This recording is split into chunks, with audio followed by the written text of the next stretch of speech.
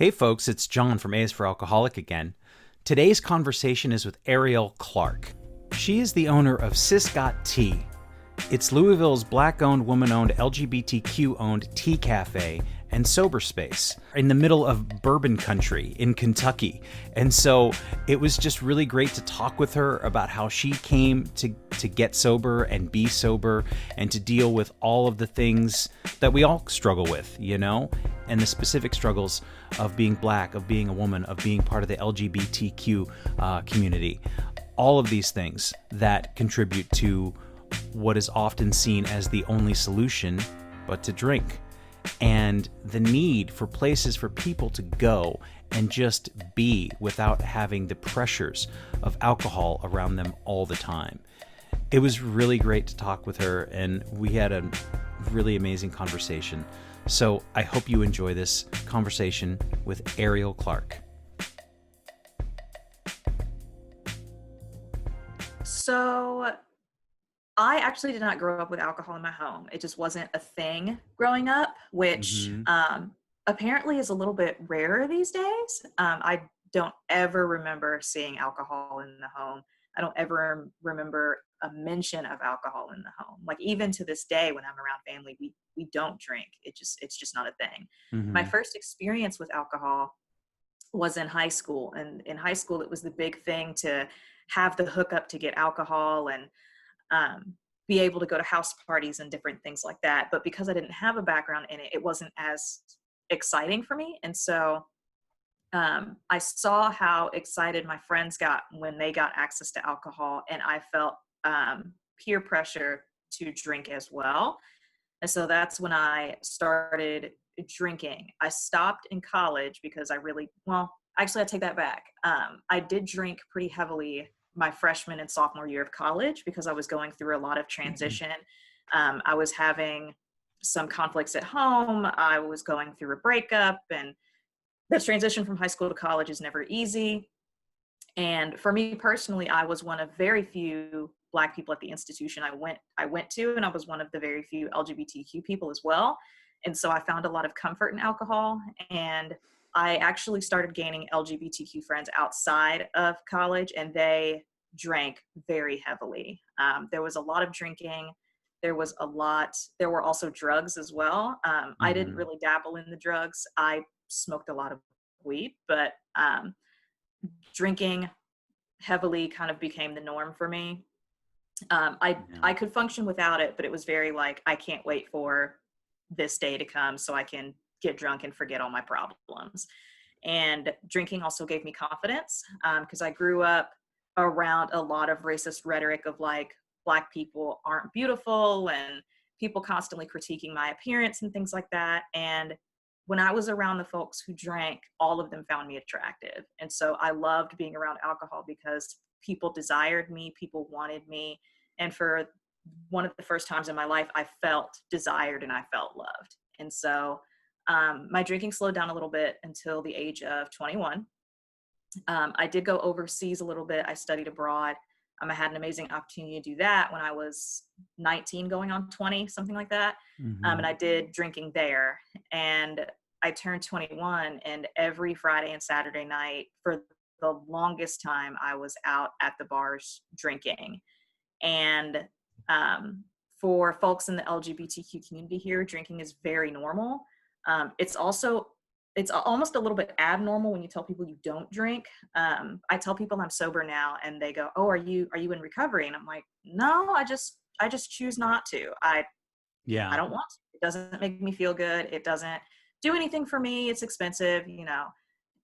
But the big kind of like one of the huge stepping stones of the LGBTQ community here in Louisville, Kentucky is, you know, when you turn 21, you're old enough to drink and get into the bars and you can meet other LGBTQ people.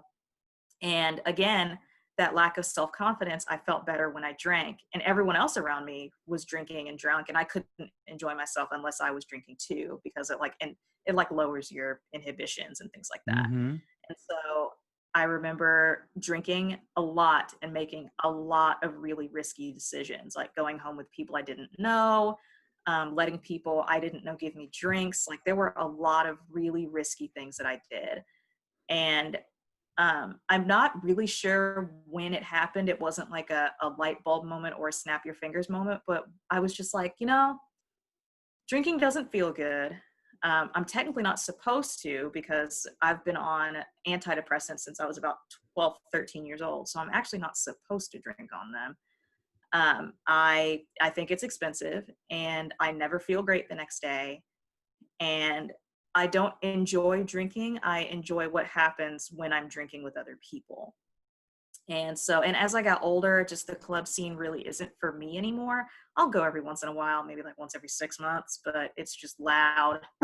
It's loud. It's late. My Yes. bedtime is at 8 Yes. p.m. I understand. So, I've also kind of looked around the city of Louisville, and we're in the middle of like bourbon country. So bourbon is everywhere. And Louisville has a lot of bars, and more bars are opening, especially with them trying to really push tourism with COVID-19. And, Mm-hmm.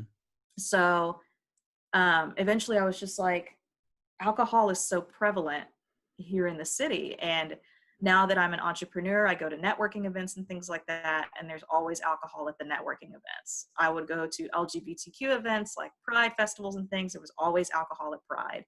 And it's so normalized. And as a person who has mental Mm-hmm. illnesses, like I have depression, anxiety, and PTSD, I really have to be careful with my alcohol consumption because for a while I used it as a means to cope with my PTSD.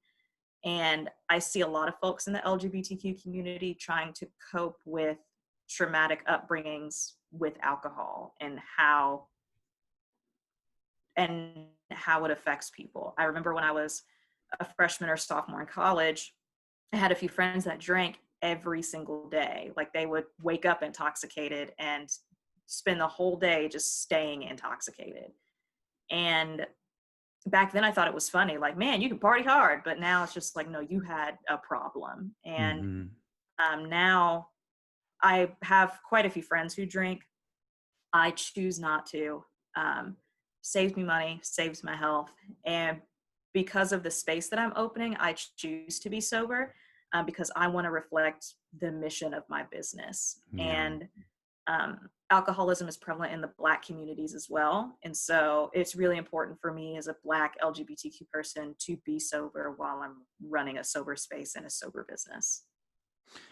Yeah. The thing you said, going back a little bit about beginning to drink and going to bars, and that it Mm-hmm. was the first time that you felt desired and loved was around alcohol. And I very much feel the same way, that there was this sort Mm-hmm. of eye-opening experience of, I can sit at a bar stool and people will talk to me, and I can, I Exactly. can congregate, and these are my people, and oh my gosh, and Mm-hmm. I can meet and just people were interesting, and they were interested in me, and I'm like, I've never Mm-hmm. thought myself as interesting. And my experience is much different because I grew up with lots of alcohol and abuse in my family and my Mm-hmm. father and stuff like that, and I I had to go through a program of recovery to make my way to where I Mm-hmm. am at now. So it's always fascinating to me when people say, "Well, I just stopped," because it's such a varied experience,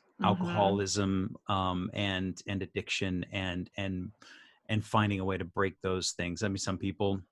I have a friend who's quit for health reasons, and Mm-hmm. he didn't require anything else, and he drank just as long as I did, maybe longer. And so, Mm-hmm. but just that idea of it being this thing where you're like, wow, I can be loved because of alcohol, and how that the Mm-hmm. emotional hook gets in you. Right, right.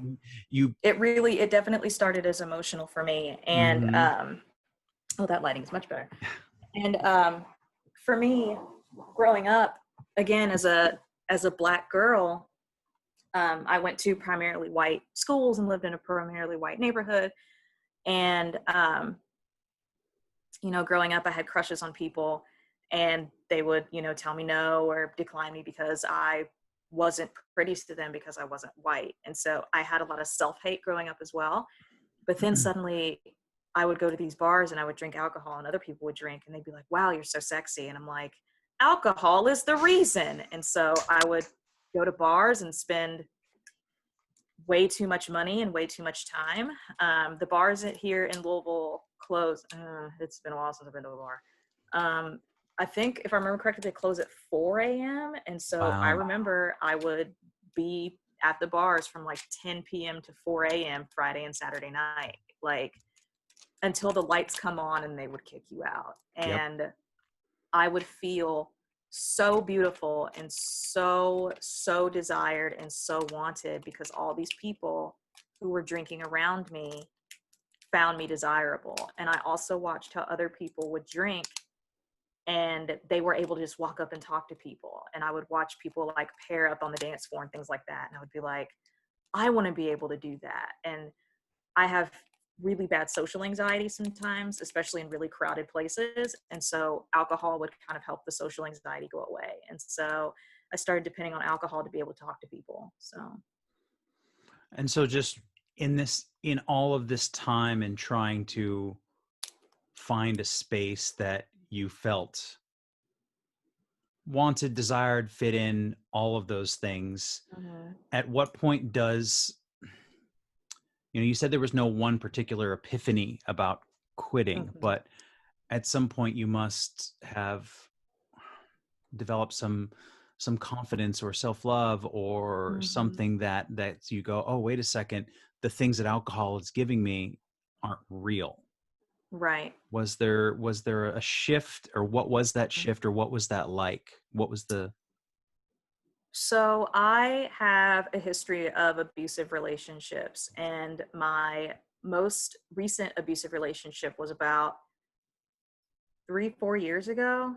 And I started going to therapy because I have PTSD from a lot of different things in my life, like a culmination of different things. And I started going to therapy because my depression was getting a lot worse. And so I didn't realize that the abusive relationship was contributing to that.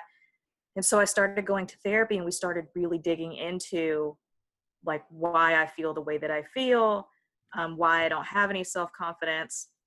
And I started really unpacking like the racist and homophobic ideals that have been taught to me in therapy. And it took a really long time. And I still really struggle. And I started having more and more sober moments because the person I was with had alcohol in the house constantly. And I saw that they drank alcohol to feel better. They drank to calm down. And I did not like being around this individual when they had been drinking because they would be somewhat volatile with me, and I couldn't determine what their emotions were going to be. And I'm super sensitive to conflict because of like trauma and stuff in my life. And I started drinking as well to cope with living with an abusive partner. And this partner in particular was a controlling partner. So wanted to look at my phone, would journal where I was every single moment of every single day, would not let me go anywhere without them. And I started drinking whenever I went out because I didn't want to think about it anymore. I didn't want to think about the trauma that they had given me or that other folks had given me, because I'm also a victim of sexual violence as well. And so I started drinking to cope with that.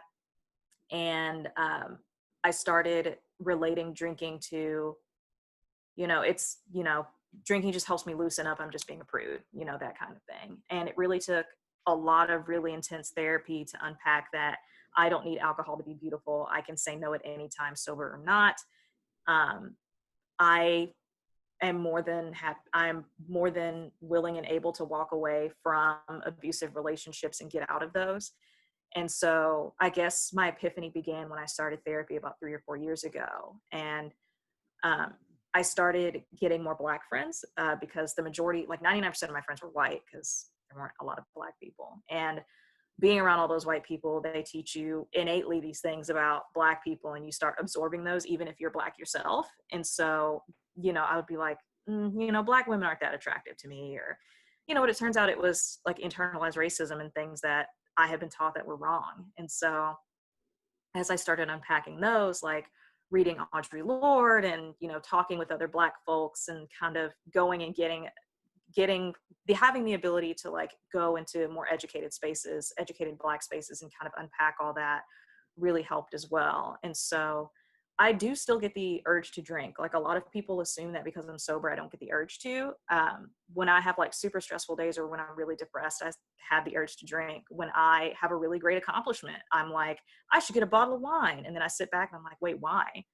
I don't even like wine. Like, no, it's just what's been trained in me forever. Like, and Mm-hmm.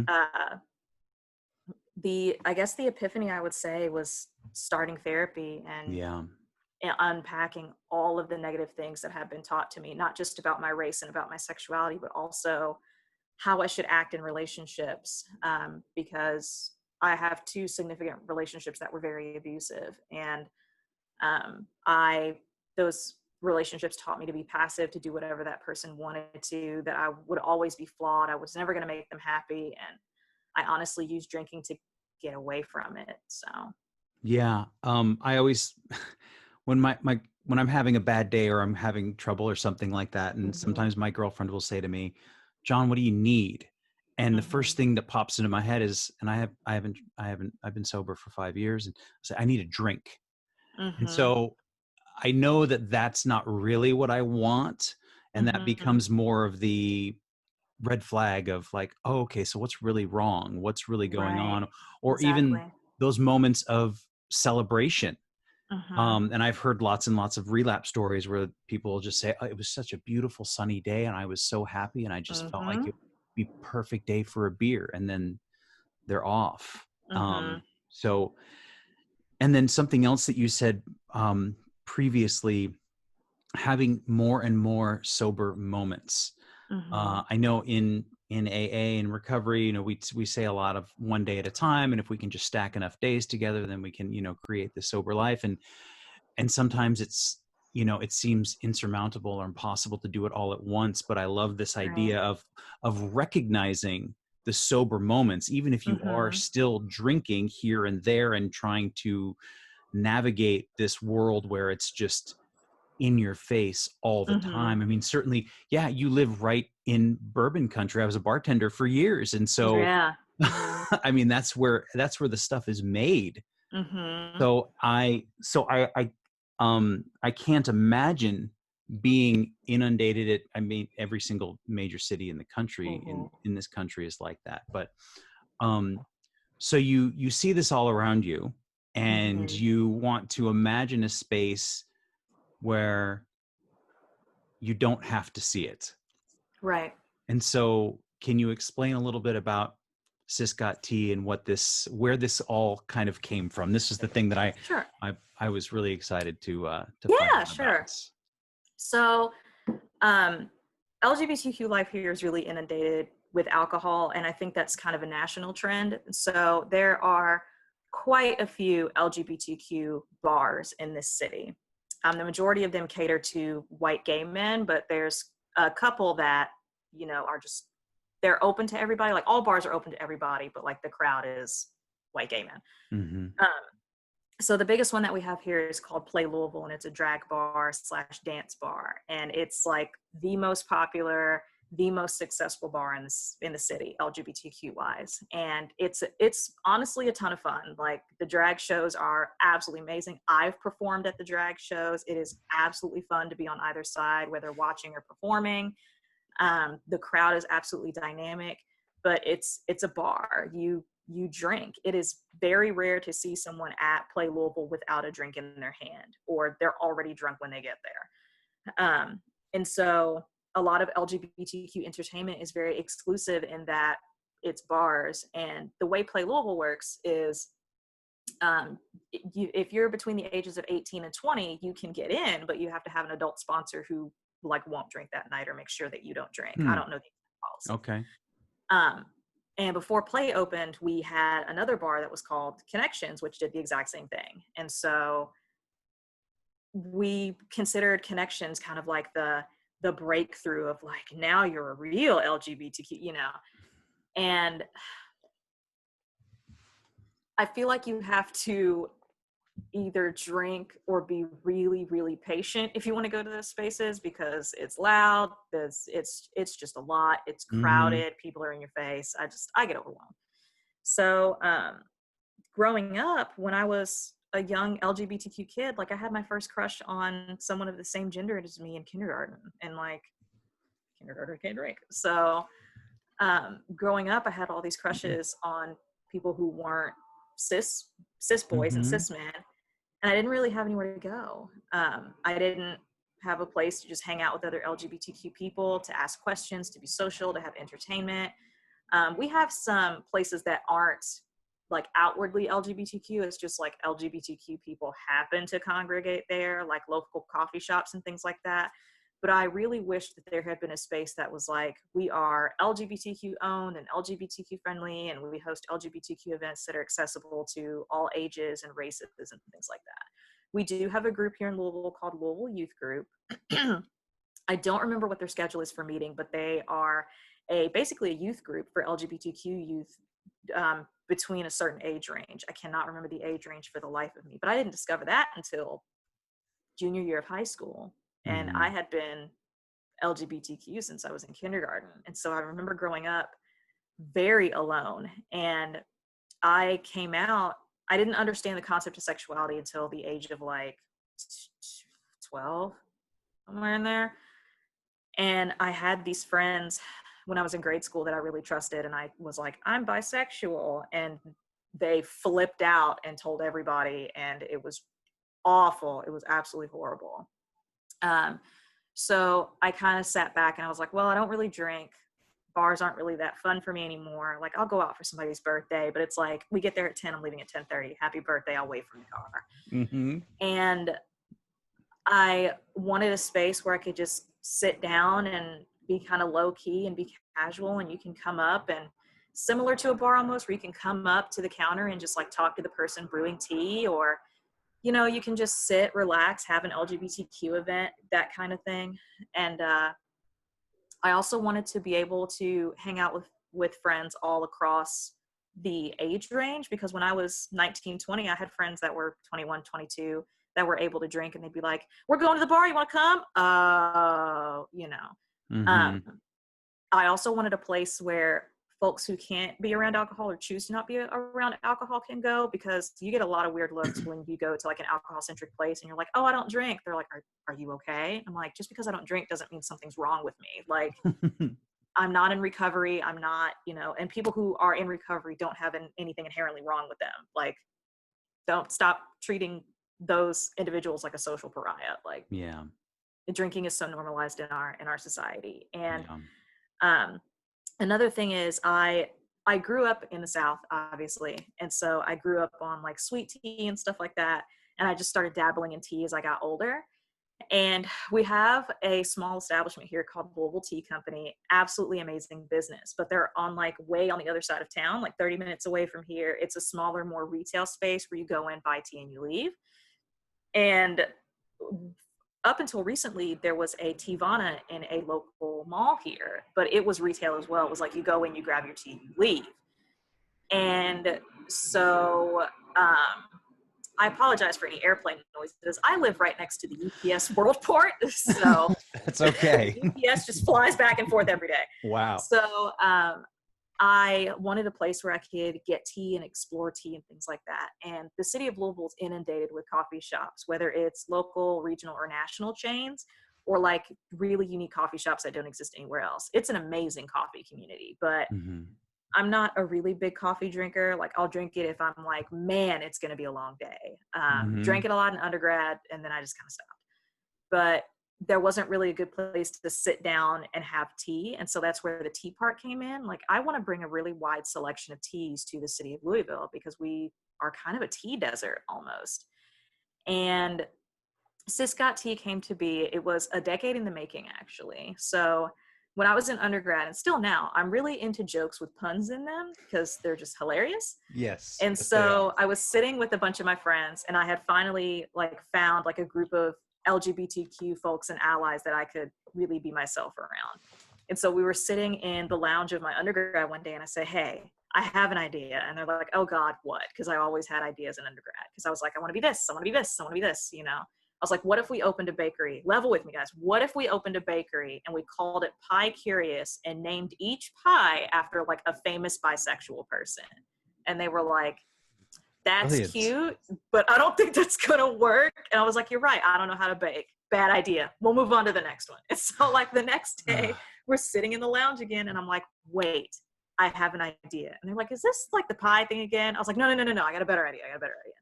What if we had like a tea cafe or coffee shop called LGBT? And they were like, actually, that's really cool. And I'm like, right. And back then I was like, and I would name like each drink after a famous queer person. So like you'd have to walk up to the counter and be like, I'd like a tall Ellen DeGeneres.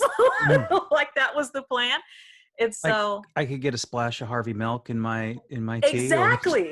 Exactly. And so like Harvey milk would be like an Earl Grey tea with milk. I had like a running menu of stuff like in my head when I was 20. And usually with those ideas, I kind of forget about them because I'm like, I'm never going to start a business. That's a lot of work.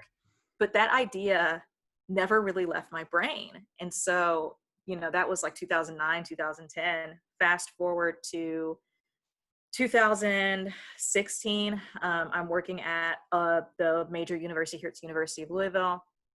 And I'm working in student affairs. And the majority of student affairs has their master's degree, and I did not. I had chosen not to pursue that. I was like, I don't want to go to school anymore. And I was determined at that time to stay in student affairs for the rest of my life because I thought that was my calling. And I was receiving like mumbles of like, you know, you'll move up if you get a master's degree. And most people in student affairs get a master's degree in college student personnel. It's like a student affairs master's degree. I was like, well, actually, I don't know if I'm going to be in student affairs for the rest of my life. So let me get my MBA. And I did the master's program at U of L. It was very enlightening. And we had an entrepreneurship course that was a really intense 1-week entrepreneurship course. And I had kind of forgotten about the tea idea until the entrepreneurship course. And they were like, think of a business idea. And I blurted it out. And I didn't know my classmates very well because it was a professional program. So I didn't really make a lot of friends because I was working full time and all that stuff. And I was in my most recent abusive relationship at the time. So I blurted it out and people were like, that's actually a really cool idea. I'm like, oh, thanks. And even the professor was like, that's pretty impressive. I was like, oh, okay, well, hey, you know. 2019 rolls around. I get my master's degree in about 13 months. 2019 rolls around. Some things happen. My unhappiness with my job just grew and grew. I got into a really bad car wreck that messed up my hip and my back. And I quit. One day I had a falling out with my boss and I was like, I can't do this anymore. I can't. And I had no plan. I had no backup job. I had no income. I was like, my last day is July 3rd, 2019. I don't have a plan, but I'm going to figure it out. And I quit. And while I was working at U of L, I got really close to the director of my department. We became really good friends. Unfortunately, she passed away from cancer while I was working there, and it really affected me. And she was one of the very few people that I told about my idea. It was like her and my therapist were the ones that knew about like starting an LGBTQ tea space. And she always supported me, always. And I told her I was getting my master's degree and she was like, so you can open that tea shop, right? And I'm like, that's really fun. No. And so I remember after she died, I was a wreck. And then, you know, I worked a couple years for the department still, and then I quit. And afterwards, you know, I was like, I'm going to take a couple weeks to recuperate mentally, and then I'm going to go on the job hunt again. She kept appearing in my dreams, John. It was weird. She kept appearing in my dreams, and she would just say, open the shop. And that's literally the only thing she would say. It was like in Lion King when Mufasa visited Simba, and he was like, remember who you are. She would literally say, open the shop, and then just disappear. And it happened for weeks. And so this was in July. And at the end of July, I was invited to an LGBTQ meetup for entrepreneurs. And the person who invited me was like, yeah, you should totally come. And I'm like, I'm not an entrepreneur because I hadn't registered the business yet. They're like, oh, it's for people even with just ideas, you know. And I went and I told people, like people who had already been established. Like I met one of my best friends today who owns like the LGBTQ bookstore in the city. And she was like, that's an amazing idea. Like that is something we really need.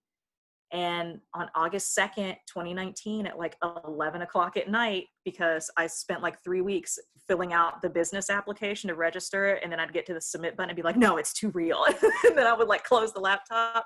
Then one of my friends was like, just do it. And on August 2nd, I registered Sis Got Tea as a business. And I did not have a plan, not at all. I didn't have a business plan.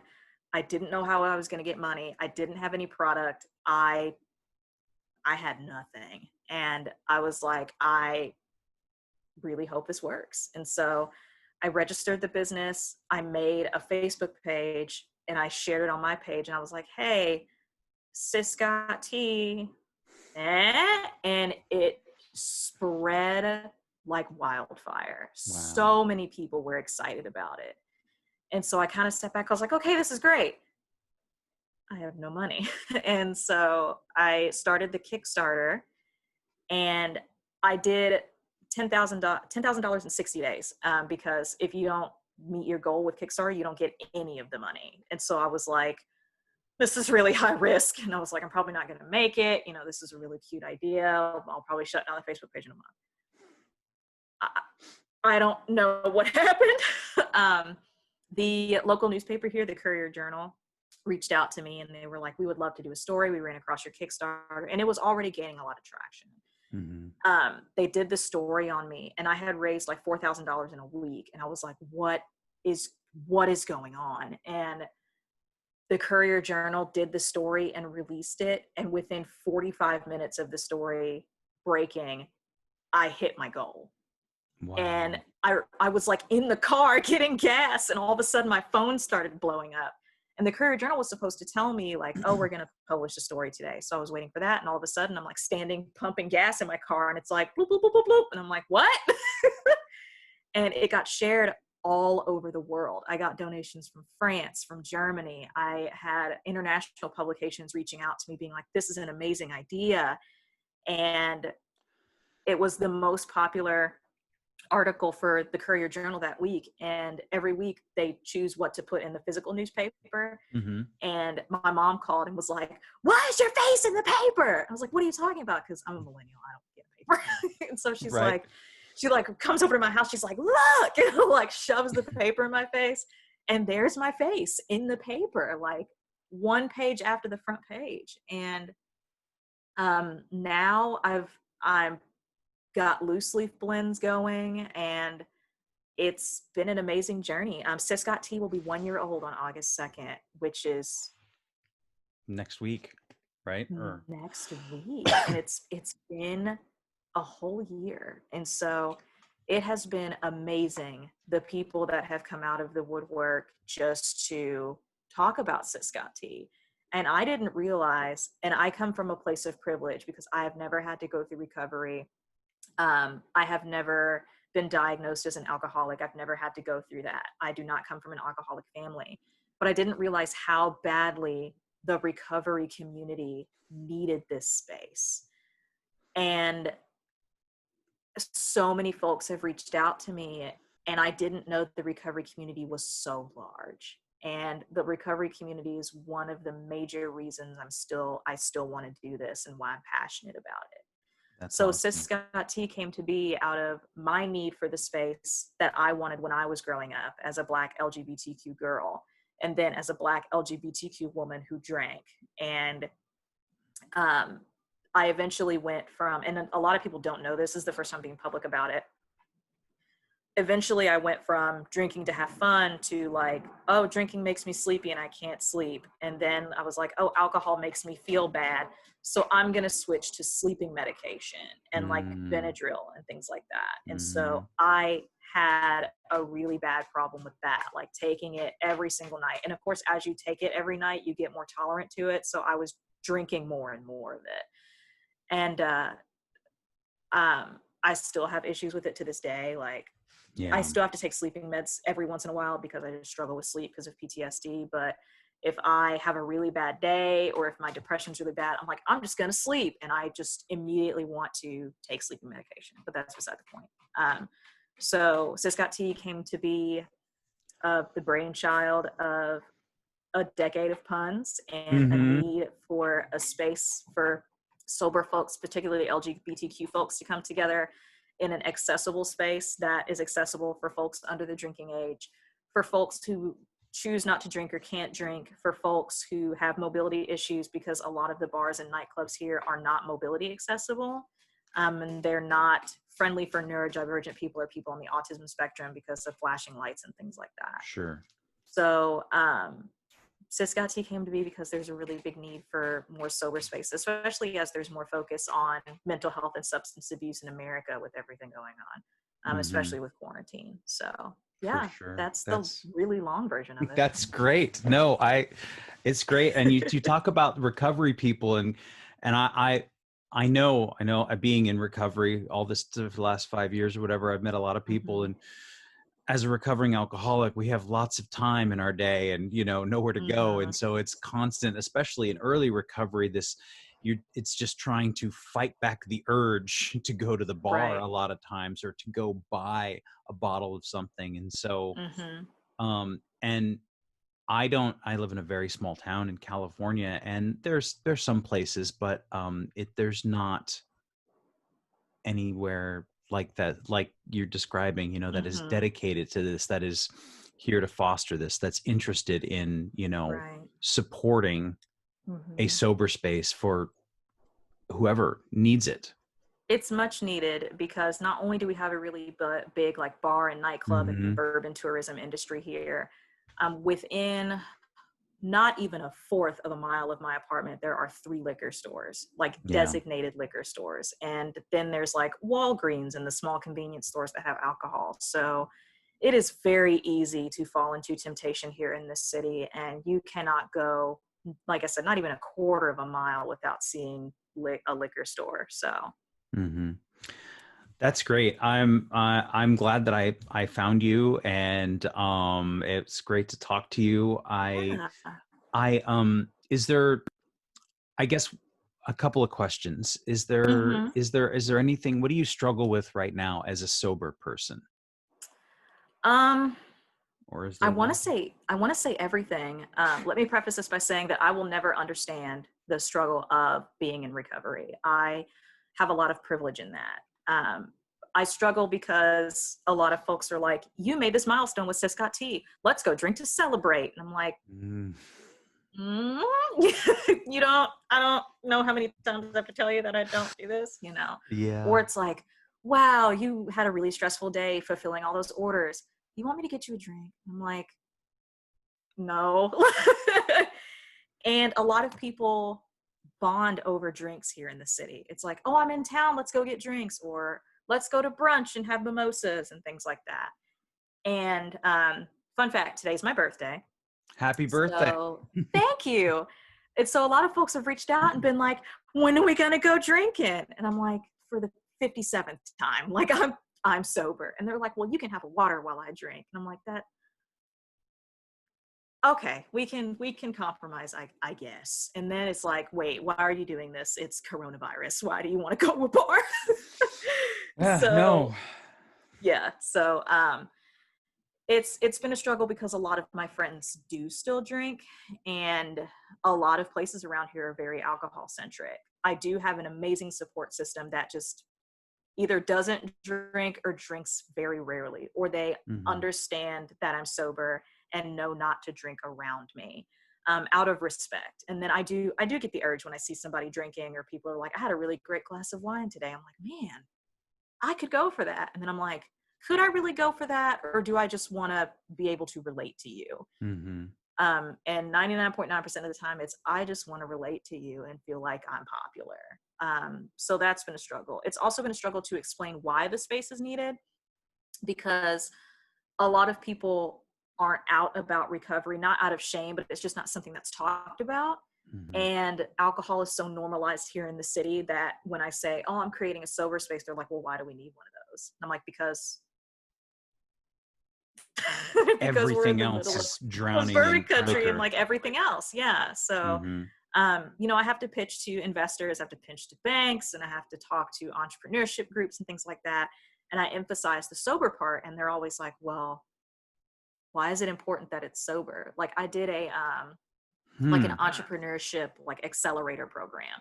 where we like worked on our elevator pitches and things like that. And basically like, it's like a course for entrepreneurs. And I added in my elevator pitch that it's a sober space and it'll be alcohol free. And the coaches were like, why are you emphasizing sober in your elevator speech? I'm like, because it's really important that the space is sober. And they're like, well, are you not going to allow alcohol at all? I'm like, no, absolutely not. And they're like, well, what if you get a liquor license and you give people the option to drink? And I'm like, bars and nightclubs have the option to drink, but I don't want that temptation there at all. And so it's really difficult to explain to people and kind of get through to them that sober spaces are desperately needed because alcohol is so normalized. And it's similar to how when I pitch to people, when I talk to people, I always emphasize that it's Black owned, LGBTQ owned, and woman owned. And people are always like, well, do you have to include that? And I'm like, well, yeah, because there are very few like LGBTQ owned businesses. There are very few Black LGBTQ owned businesses, like all of those, especially in today's political climate with, I live in Louisville, Kentucky, the epicenter of Breonna Taylor. And so knowing that there's a Black owned business out there brings people a lot of comfort. And, you know, we're going to have Black centric events. We're going to have LGBTQ centric events. All of our events are going to be sober. I have vowed to, I won't say all of them because I have had some interaction with bars. Like there's a bar here in Louisville that uses my tea blends in their cocktail and mocktail mixes, which, you know, I think that's totally fine. Yeah. But that's not my norm. Like I'm not like, oh, if you want tea, you got to go put it in a cup, you know, and it's only one bar and they're super supportive. They have sober events all the time. Like they're absolutely amazing people. But 98% of my events will be sober events and accessible for people of all ages. And I also struggle with folks not understanding the intersectionality of everything. So a lot of folks are like, yeah, you can have hair braiding workshops and things like that because Black hair is really unique and special and takes a lot of care. But then I'm like, yeah, we can also have like Black parenting workshops. And they're like, wait, why? I'm like, because Black people can have kids too. And so it's just been a very unique struggle in a lot of different areas. But by far, having all those all the emphasis on Black owned, LGBTQ owned, woman owned, and sober have been the most difficult for people to come across, especially when you're pitching to like old white dudes who really love bourbon that have millions of dollars. They're like, well, why does it have to be sober? And, you know, does it matter if it's Black owned? And I'm like, it does. Just kidding. I don't want your money. Goodbye. Right, exactly. I'm always surprised at that. Those seem like big selling points to me. Those are things that are exciting and different and interesting and grossly under, they're very, very needed for people. Right. And especially sober. But it also reminds me what an uphill battle it is being a sober person in a world that is filled with drinkers, and that's the norm that we do after a hard day's work or a hard week's work or just, you know, crack a beer. And so it's great to me to think that there is yet another place, because like you said, there's the Walgreens and the liquor store, and there's the innumerable amounts of bars and restaurants. And, you know, I was a bartender for 15 years and 3 of those were sober, which was very bizarre. But, you know, it's so important that we have spaces for people to go and feel comfortable. And, you know, I know that the phrase safe space has connotations for different people for different reasons, but I think it's it's important, because what I just from my own personal perspective of being somebody as an alcoholic, especially in early recovery, it's like I need to have some place where I feel comfortable, where I feel safe, where I don't feel like, because I'm more afraid of myself than anything else, right? That I'm gonna slip off and go for a drink. So to be able to say like, yeah, let's go get a cup of tea and not have it be some sort of, tea. We're not going to go get Manhattans, or we're not going to go crush some beers. And it's like, no, I don't need that in my life anymore. Right. And the temptations are everywhere. Like you can't even go to the grocery store without going through the beer section, you know? So we desperately need those spaces that Yeah. don't have the temptation at all. So Mm-hmm. I'm looking forward to, and we have, AA Louisville and things like that, but I'm really Mm-hmm. looking forward to having like resource tables and things in the space that have like alcohol recovery, because I never see anything out in public, like any brochures or anything that's like recovery, and that's why when I started this business, a lot of people reached out like, oh, I'm in recovery and this is really great and here's some resources, and I'm like, why didn't I know about this before? Yeah. Because it's not really talked about. And so I'm really Yeah. looking forward to bringing recovery to light, because some people may not think that's an option. And I've also discovered that a lot of people don't realize they have a problem because it's just so ingrained in LGBTQ life to just drink. So. And I imagine, I know that a lot of my alcoholism came from growing up and feeling, even as a white cis male, that I was an outsider, that I didn't belong, that I didn't fit in. So to have additional layers of feeling that way cannot be easy for a person, and so of course alcohol seems like a perfect solution to all of those problems. And maybe it is in a flash, but the problems don't go away. And so it's I just think I think it's a great thing, and I was very excited to read about it and hear about it. And yeah, and I think too that like AA is much more because of COVID and because of Zoom meetings, and because I went to a meeting out in the middle of the park and people are smoking weed at the bocce ball court next to us. And it's like, Like, more and this more isn't out the in the point, open. please. Can we move? It was a man like, well, I guess we all got to get new recovery dates, because but Right. it was just ridiculous. Now we're high by proxy. Great. So it's I think it's more and more, I'm glad to see it's more out in the open, and that it is an option for people. And and I would say, and then the last question I wanted to ask you was, as somebody who I guess I don't want to say not recovering alcohol, you didn't recover, but you're sober. What advice do you give to somebody who says, well, maybe I'm not interested in recovery, or maybe I don't know if that's for me, and you got sober because you just finally got fed up with it and realized it wasn't doing anything for your life. Is there some advice for someone who may just want to get sober and doesn't feel like recovery is their way?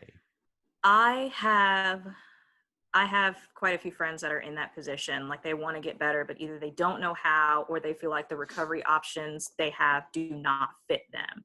I have a lot of friends who are not religious, and I think, and please correct me if I'm wrong, AA is has a little bit of religion kind of woven into it, maybe. It was, like there's a spirituality concept, and Yeah. yes, the word God does show up, and I think that bothers a lot of people, and I understand why, and it bothered me at first, but again, yes, it does. And so a lot of people are like, no, AA is for religious people, I don't do that, or they're like, I need alcohol, or life won't be as fun anymore. And back when I was younger, I really wanted to be like Captain Save Everyone, and I'd be like, just go to recovery. Everyone goes at their own pace.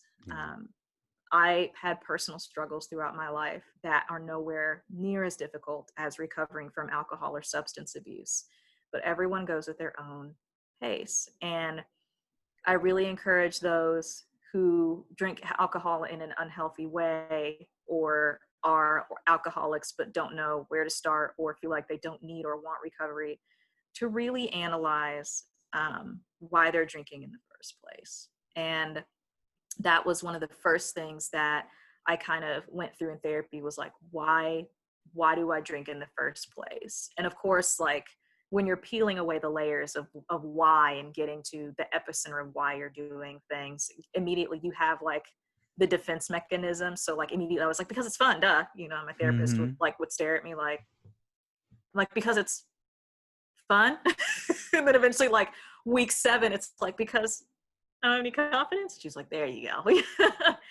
So it's not a process that happens overnight. And I give people that advice a lot, and it helps them realize that it's not a process that happens overnight, because a lot of folks that I've met who drink alcohol to where it's a problem think that, you know, it's going to be this really intense program and they're going to get sober in 3 days and it's going to be really hard. And they watch television, watch cable, and see how bad the withdrawal can be, and they don't want to do that. They don't want to suffer. And I'm like, I always say I have never ever had to go through recovery, and I'm very privileged and very thankful for that.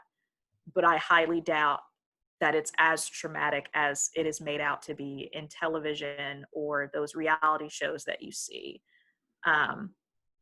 There will be difficult times, and a lot of folks feel like the moment they start getting sober, the moment that they slip, they're failures. And you're not a failure. You're literally coming off of something that either your body or your brain is addicted to or depends on.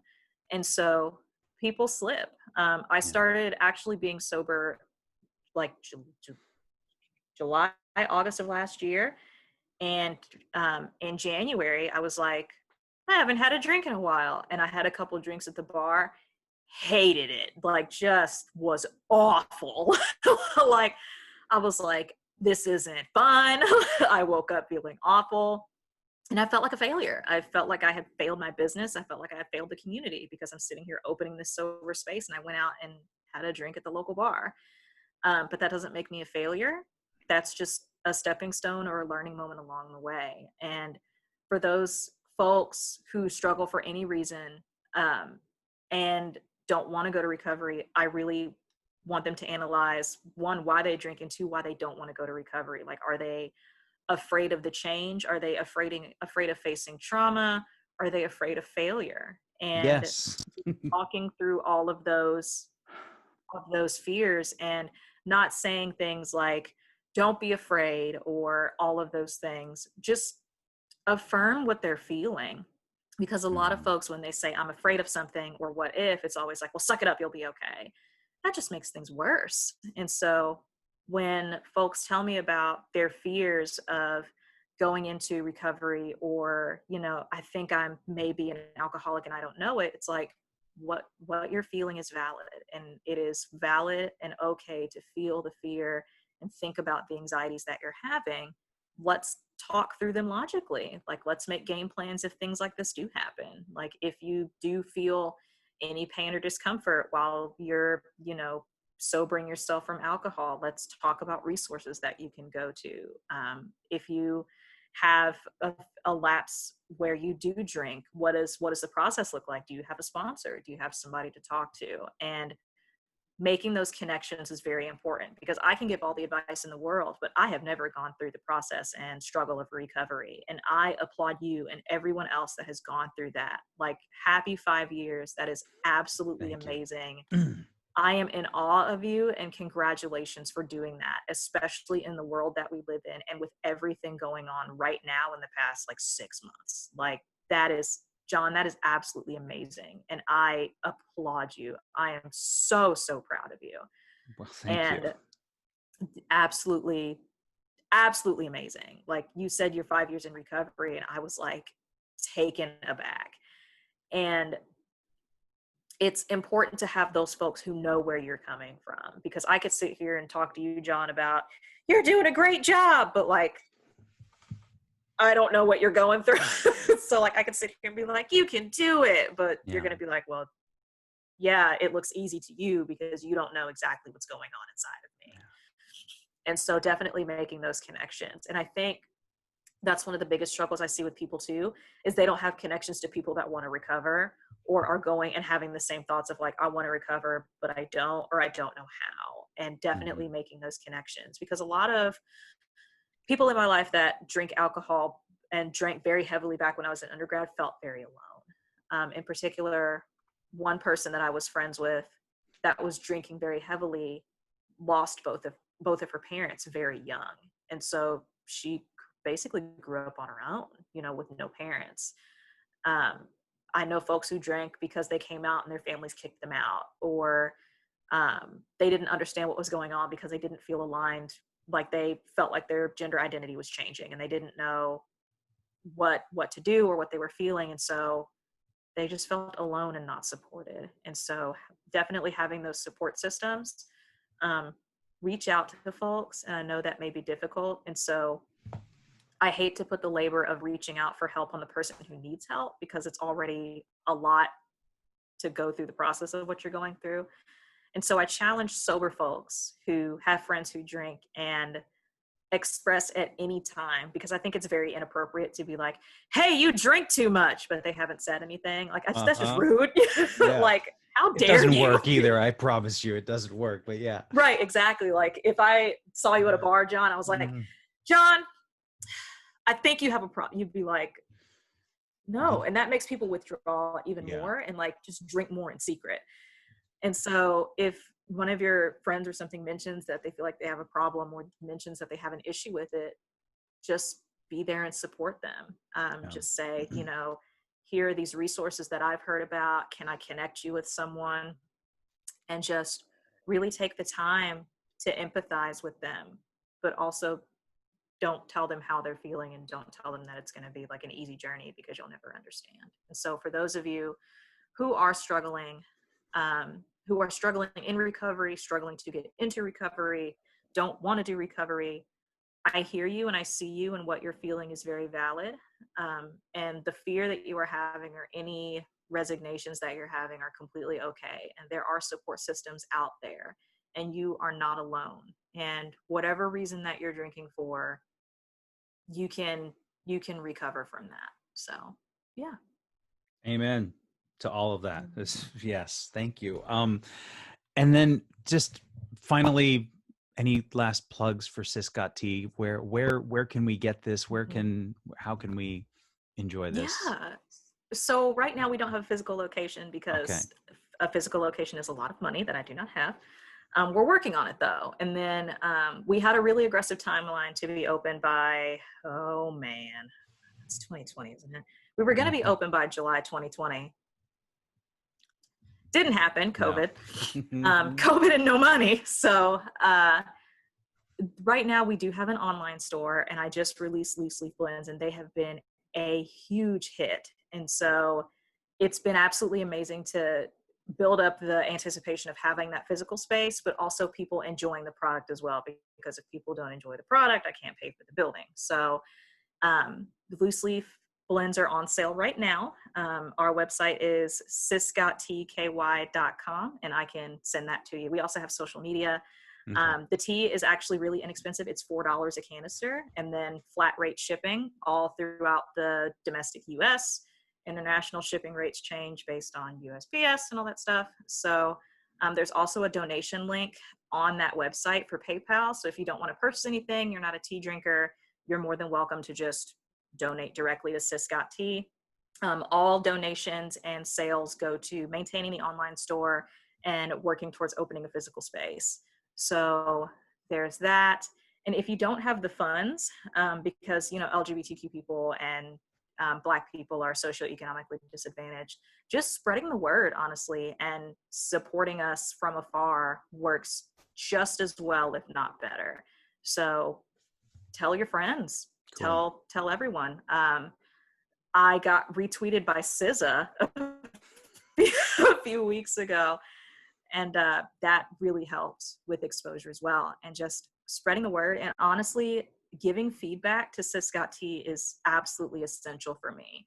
I am building this space for the community. I am not building this space to own a business and be a millionaire. Like, that's not my MO. And so if you have feedback for me, I'm always asking on Sis Got Tea social media, like, what can we do better?